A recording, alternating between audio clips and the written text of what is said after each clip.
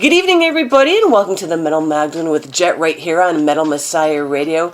Tonight I have two very special guests with me. I have Jimmy Durkin and Gene Hoglan of Dark Angel. Welcome to the show, guys. Hello. Hi there. Thanks for having us. So, I didn't know Gene was going to be here, so this is kind of a nice little exciting surprise here, but this will probably kind of pertain to both of you guys as we go through the whole thing here. But Jimmy, okay, now Dark Angel, starting back in 1980 freaking one. Half of my listeners weren't even alive yet. Well, it was kind of in 81. We were more of a little cover band in high school, doing all the normal standard covers, but incorporating a lot of new wave of British heavy metal stuff. But, we were kids. I couldn't even tune my guitar. So as time went on, I got into, all the new wave of British heavy metal stuff and started moving to more aggressive things. Motorhead, Tank, Raven, and especially Venom kind of changed my world. Mm-hmm. And just started moving that way. And then, as time went on, we just got thrashier and thrashier. And we were trying to be a thrash band. And I was going to say, you guys, started out right when all that Bay Area thrash was really getting big and becoming a huge scene. So what was it like? Very, very exciting time. You never know, you're always getting live tapes. Everybody was trading tapes. And Kerry King from Slayer would go to San Francisco, and he'd bring back tapes of Exodus live. We had, they hadn't had a record out yet, so it was very exciting times. Lots of good bands. So Gene, when did you come into the picture? Well, I actually started working for Dark Angel before I joined them. I was doing lights for them because I was just doing lights for anybody in town that did some lights, and I remember I was on the road with Slayer doing lights for them. I remember Jeff Hanneman freaking out about the new Dark Angel stuff. He'd gotten to hear some of the brand new stuff because we all knew that We Have Arrived record, and even though that had yet to even be recorded, we knew all the Dark Angel material from that. And I remember Hanneman freaking out about these brand new Dark Angel songs that he was hearing, and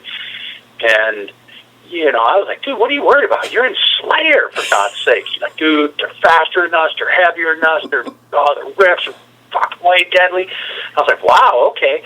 And then, I was already working for Dark Angel at the time, and I remember a buddy of mine named Vadim Rubin went to a rehearsal and taped a couple of tunes, or got a tape off Jim from him of a rehearsal tape, and it had a couple of the songs that ended up on Darkness Descends, a song called The Burning of Sodom, and another one called Perish in Flames. And when I heard that tape, I was like, okay, I get it. I want to be in this band. So that's how that kind of worked. And so on December 10th, 1984, we had our first rehearsal together. And 3 weeks later, we were playing my first gig. I mean, Dark Angel had been playing gigs for a couple of years at Slayer and seen him at the Troubadour and stuff like that. So, then I finally joined him. And what was your first gig? It was at Radio City on New Year's Eve. Whoa. God, we're coming up on the 31st year anniversary of that. And I remember it was Dark Angel and Hyrax and maybe like Razor, like an LA band called Razor. Not the thrash band. Yeah, good one. But so Dark Angel and Hyrax at New Year's Eve at Radio City. Wow, that's kind of cool. So what has it been like over the years, especially like in the early years of touring and going about as compared to now when you go out on tour? Are you asking me? Whoever wants to answer. I'll let Jim grab that one. Well, I think, not that I've been doing that much touring, but I think in the early days, we didn't know what we had or what we didn't have. We were just having fun. Mm-hmm. We didn't know what we were supposed to have or what clothes to bring, or, if we had no money in our pockets. I don't remember sitting there going, oh man, this sucks. We were having so much fun, it just didn't matter. It was like a new place the next day, new people, another gig. We had no ties. There was nothing holding us down. There was nothing to stop us. We're 19, 20, 21-year-old kids. It was a blast. But in those days, it was a blast, Absolutely, and we were talking a little bit about, when Gene came in. So when Gene came in was when the first album that he was on was Darkness Descends, and that was like a pinnacle album for you. Now, of course, it was also the last album that Don was on. What do you think it is about this album that was so magical? I mean, that's the one that really... my take on it was we were going in a brutal direction, and I found my writing partner, and I found the drummer. I could say something to him, and he could either play it back to me on guitar or he could play it on drums. It just immediately clicked, and we knew the direction. We didn't want to sound like anybody else. We had our own ideas, the way our riffs look and sound and everything. We didn't sound like Slayer. We didn't sound like the Bay Area bands. We had our own aggressive, rip your head off style. Everything was angry and raw and mean. There wasn't a whole lot of frills on that album. We tore it up, and a lot of aggression, young, angry aggression. So Jimmy, what did you think about your light guy playing drums for you? Oh, well, he told me he was a drummer, but I never saw a drum set. And then he came over and played on our ex-drummer's set, and I was like, oh, my God, I got to call the guy and fire him tomorrow. It was just, here's a guy that I'm friends with anyway. And we were going to gigs, seeing Savage Grace and going to the Troubadour. We instantly clicked. We were hanging out, just seeing gigs, having fun. Neither one of us drank or did drugs or anything. We just would go out to see the music and go, holy fuck, that's fucking great. Yeah, we were both pretty opinionated, too. We kind of knew what sucked and what didn't suck, and we knew what we wanted to do, and that kind of helped form us. Okay, that doesn't work. We're not doing that, and it kind of helped with Gene's opinions and me to bounce ideas off of Gene. It kind of helped, formulate the direction of Dark Angel. We knew we had to turn a corner. We were going there, but we had to turn a corner, and he helped me, guide the ship in the right direction. And you guys got, quite a few albums, 4 or 5 albums out there, I'm not quite sure, something like that. And Jimmy, you're on all but like the last 2. Was it weird for you, Jimmy, to see Dark Angel doing shit without you? No, because I left by my own choice. I know, but still, I know that. But I mean, not as far as... if I wanted to be a jerk, I could have turned around, and it's nothing that the guys did. I didn't. It was my life that I had to take care of. So I'm not going to stop them from doing what they want to do. Gene had all these songs. Most of the songs that ended up on Time Does Not Heal. I had heard in the early beginnings of them. I've heard the demos. I knew where it was going. I was there. I would have been part of that. The only thing I regret is I didn't play on it, but I might have ruined that record. So, so it's probably a good thing. But no, not at all. It wasn't like, I'm leaving and, this is going to stop. No, it was like, here you go, Gene, go with it. I had to leave. I regret it, but I had to do what I had to do, and, here we are now, and all is good, so... And all these years with Dark Angel, whether it's on again, off again, or whatever, and all your grand adventures. Now, we want to hear some grand adventures. Grand adventures. There's got to be something. Jail, prison time, something, anything. Give us nobody in this particular situation. I don't know about prison time. Yeah. God, you got to talk to some of the other band members about their. I don't. I spent a couple days in jail up in Seattle, but that was way after Dark Angel. But there were so many fun road things that happened when you're early in your career. All of it is so exciting, and it's so memorable. I remember one time on the tour that Jim had to depart us on, we brought Brett from Viking, Brett Erickson, who later, was our guitarist for the Time Does Not Heal record. We brought that poor guy out. We just called him and said, Brett, we don't have Jim. You have to come out and play with us right now. And I remember we were driving through Shasta County in California, Northern California. We were in Dunsmuir, California, when I was driving the equipment truck, and I get off the highway because I need some gas, and this was before cell phones and stuff like that. And so I get out, I park the vehicle in the gas station, and it's a tiny town. That's the only thing open in the entire town, and I see a cop car pulling over the RV that the rest of the boys were traveling in. I'm like, wow, that's interesting. I don't remember us speeding or anything, and Jesus, we just got off the freeway and we're right here at the gas station, so I don't really know what's going on.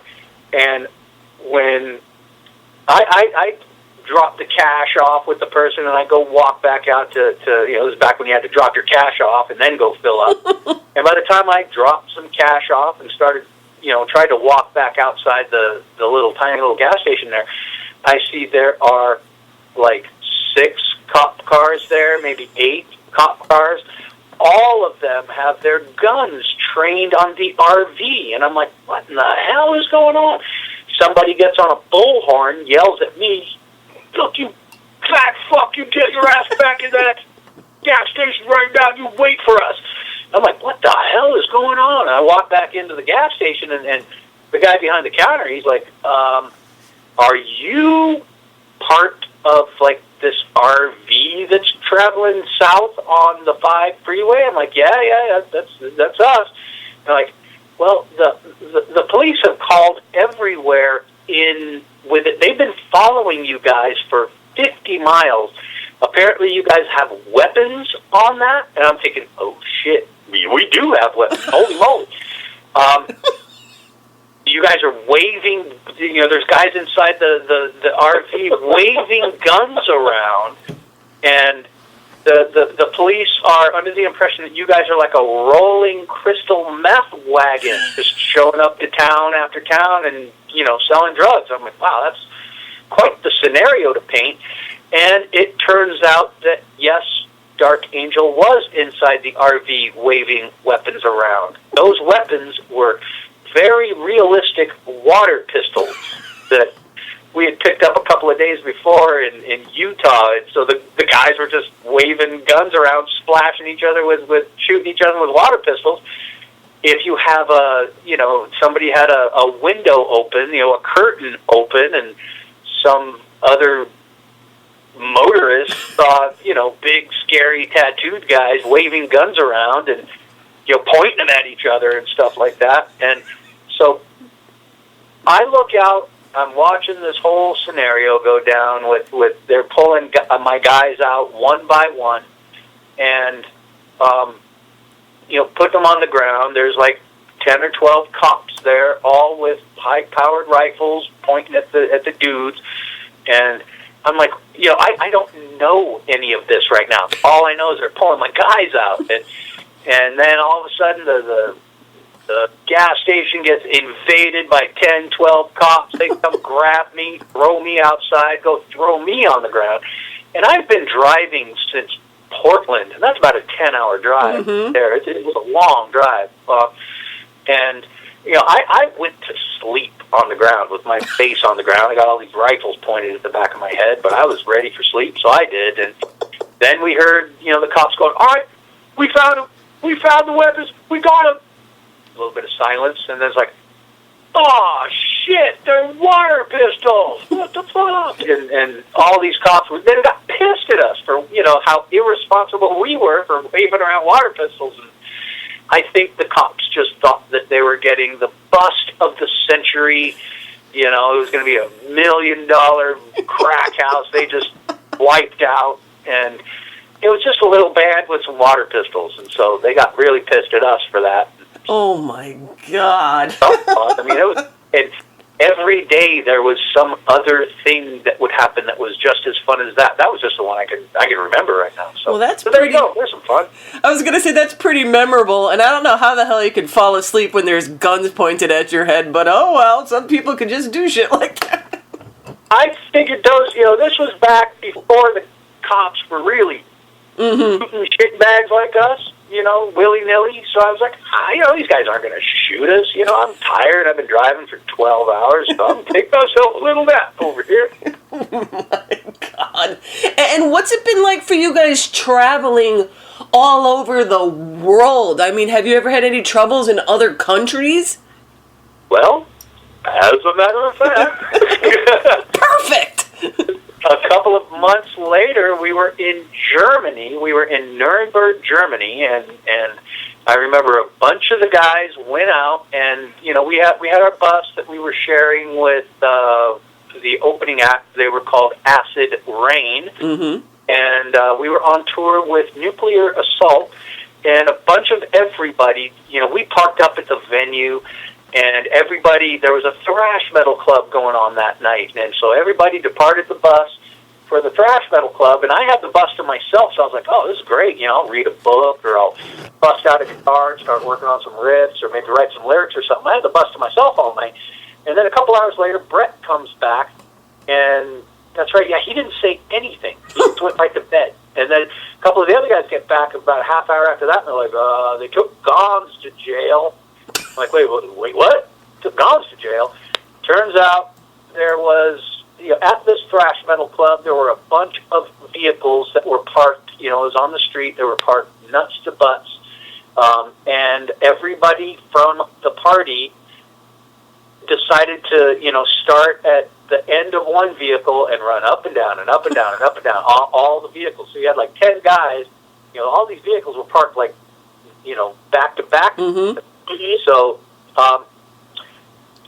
Gons, Mike Gonzalez, our bassist, however, was not a part of this, but a few of the other guys were, and Gons had a matching jacket that matched one of the guys from our crew that did take part in it. And so all Gons knows was that, he's in a Burger King ordering a cheeseburger, and then cops blow in, say, this is the guy, grab him, take him off to jail, and it takes a week to get him out of jail. Oh, and it cost us 31,000 American dollars. That was 50,000 Deutschmarks that they held him, for ransom, essentially.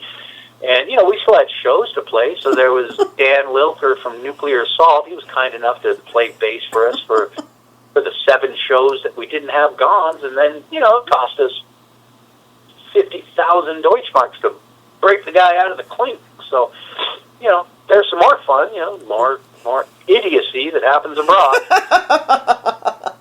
And in Germany, of all places, I wouldn't think that they would be so harsh there, but I guess I was wrong.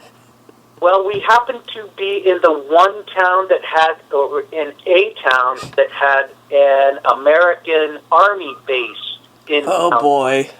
And so usually what happens is, they'll bust the stupid Americans getting drunk and being retarded. But, and they're always military guys, and they would have to turn them over to the American military, and the American military was like, yeah, we'll take care of this guy. Nothing happens.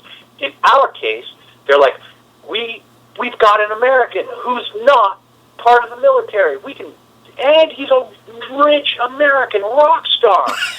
We can rape these guys for all we can, and, we're a thrash band, and maybe make it a couple $100 each at the end of the tour sort of thing. So, fortunately, we did have a merchandise advance coming in, and had to spend that entire advance in breaking Gons out of a German prison. So there was some prison involved somewhere in the adventures. Hey, that's right, yeah. So, okay, another thing, too, that I wanted to ask you guys, too, because I always think this is so crazy with bands, especially when you're out there and you meet the fans and they have Dark Angel freaking tattooed on their body, parts of them permanently now. What is that like, when you meet these people? I mean, what do you say? Thanks for tattooing us on your body for the rest of your life? I mean, it's just so weird. Usually I say, are you sure? No, what can you say? I mean, that's a personal choice, and that's pretty amazing. I have quite a bit of tattoos. I have never tattooed any bands or women's names on myself, just because I know how that goes. I don't know. I was going through some books, and I saw a Hell's Angel book. And there was a guy that had Death is Certain, Life is Not, and the Dark Angel wings and logo tattooed on his chest, and there was a photograph of him in this thing. So we got fans everywhere. It's pretty amazing. So, I mean, what are your fans like? I mean, it must be nice to go out there and talk to them. I know you guys are pretty personable. I mean, just, these people are coming now to see you guys, and now, they're bringing their kids and everything else. I mean, it's just to see all these generations there to see and listen to you guys. I mean... I mean, my personal point of view is I have been kind of absent from it for so long that to come back and just experience all this and see, just see all these people that we used to know or have known, or, it blows my mind that their loyalty is just, guy sells insurance now. He used to be, at every gig now he's just a regular Joe, but he'll come out to a gig, and bring his kids. It's amazing. We've been around for a long time, and the fans have stayed with us. They're loyal, and we're grateful for that.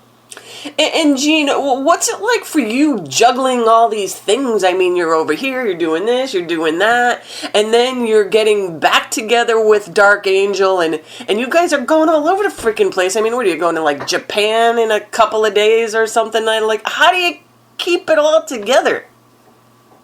Well, you pretty much just deny yourself any form of social life. You pretty much go from one band to another. I've got, and I've got a band with my woman at home, and that's getting off the ground too. So, fortunately, I'm in a very fortunate position where every project that I do, and there's always, there's of course always, money involved. That's I'll always be okay there, but I go where it's fun. Getting back with the guys from Dark Angel, it's fun. When we did, pack it in back in 1992, it wasn't over like yelling or anything. It was just kind of like dissolved, and we all remained friends. And every time I'd come through town with everybody, kind of moved to separate areas of the country, really. And every time I'd blow through town somewhere, I'd call up Ron and, hey, I'm in town with Death Cloth, why don't you come on down? Or Eric would always, come down to shows, and I'd always come around and visit Jim when I had time off. So, I just tend to go where there's fun. Playing in Testament, it's fun. Playing in Death Cloth, fun. Fun. Death, fun. So there you go. I always put the fun first, and when you do stuff like that, you always enjoy your work, This is a job for me, but it is a great job, and it's super fun. So, hey. And what was it like, for both of you guys when you got this reunion together and you played your first show all together? I mean, were you guys, I know you're all seasoned professional, but were you a little nervous or anything going out there, together? I don't know. I could start that one. I don't like to call it a reunion because we've always talked. Right. We're always going to write. Ron and I have always talked, and I've been in and out of touch with everybody, but the agreement was always there. This is the lineup we're going to play. It's a matter of when and if the right things come up. And me, I'm always worried when I play. I worry more about what I got to do, what my job is. I'm never worried about the guys next to me or behind me because these guys are badass, So it's not a nervous thing in that sense. I just try to go out and not let my guys down and do the best that I can. And that's the most, nervous thing I go through. I don't care about the crowds. I love them. They're why I'm there. So my biggest job is, not to let anybody down, and I just pay attention to what I got to do.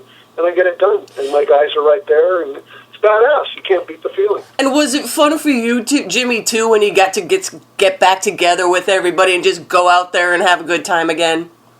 Well, the one thing I can say about this band is we laugh a lot. we have a pretty twisted sense of humor, and there's some things that we say that only we get. We're talking about stuff, old stories or something.